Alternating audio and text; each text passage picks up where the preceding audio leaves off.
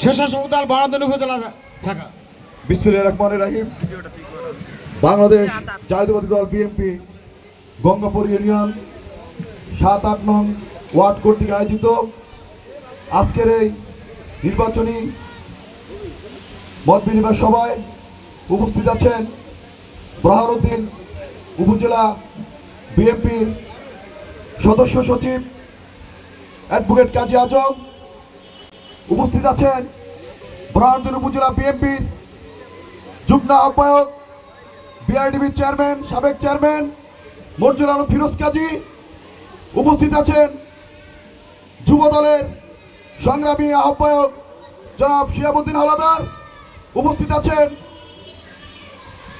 শ্রমিক দলের সাধারণ সম্পাদক জামাল পঞ্চায়েত, উপস্থিত আছেন গঙ্গাপুর ইউনিয়ন বিএনপির সংগ্রামী সাধারণ সম্পাদক মাইনুদ্দিন কাজী, উপস্থিত আছেন সিনিয়র সহসভাপতি কাশেম মেম্বার সহ এই ইউনিয়নের যুব দল, মূল দল, ছাত্র দল, স্বেচ্ছাসেবক দলের নেতৃবৃন্দ এবং মহিলা দলের মা বোনেরা, আসসালামু আলাইকুম।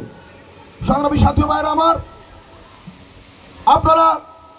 আপনারা হয়েছেন বরহানুদ্দিন বিএনপির ভোট ব্যাংক, আপনারা হয়েছেন আলহাজ হাফিজ ইব্রাহিম সাহেবের ভোট ব্যাংক, আপনারা হয়েছেন মাহফুরা সুলতানের ভোট ব্যাংক, আপনারা হয়েছেন গঙ্গাপুর ইউনিয়ন বিএনপির ভোট ব্যাংক।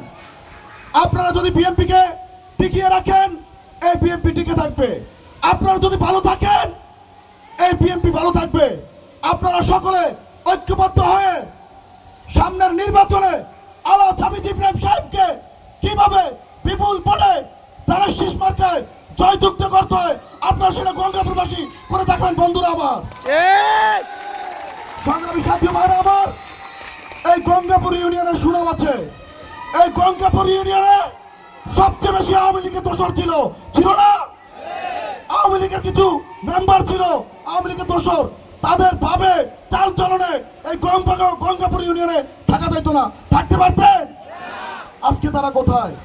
আজকে তারা শেখ হাসিনা পালিয়ে গেছে, তারাও পালিয়ে গেছে।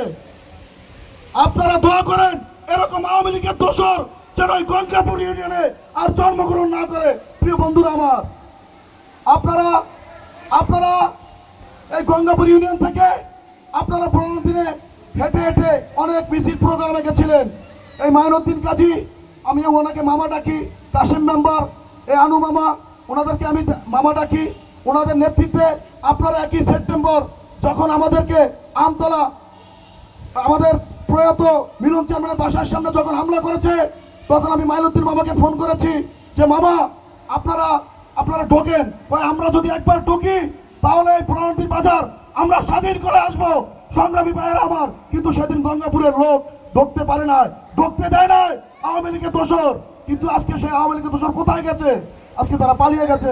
সংগ্রামী সাথী ভাইয়েরা আমার, এখানে আমার সিনিয়র নেতৃবৃন্দ আছে, তারা বক্তৃতা দিবেন, তারা গুরুত্বপূর্ণ কথা বলবেন, আপনারা তাদের কথা শেষ পর্যন্ত শুনে যাবেন।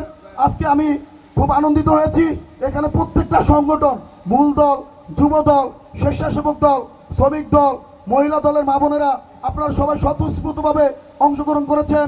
এখানে মাইনুদ্দিন মামা বলেছে এখানে শ্রমিক দলের অনেক লোকজন মাছ ধরতে গেছে, তারপরে এখানে স্বতঃস্ফূর্ত উপস্থিত হয়েছে, তার জন্য সবাই একটু করতালি দিয়ে একটু জানিয়ে দেন সবাইকে। সাথী ভাইরা আমার, 17 বছর আপনারা অনেক নির্যাতন জুলুমের মধ্যে ছিলেন। এই নির্যাতন আর জুলুমের প্রতিদান আমাদের এবার দিতে হবে। সেটা কি?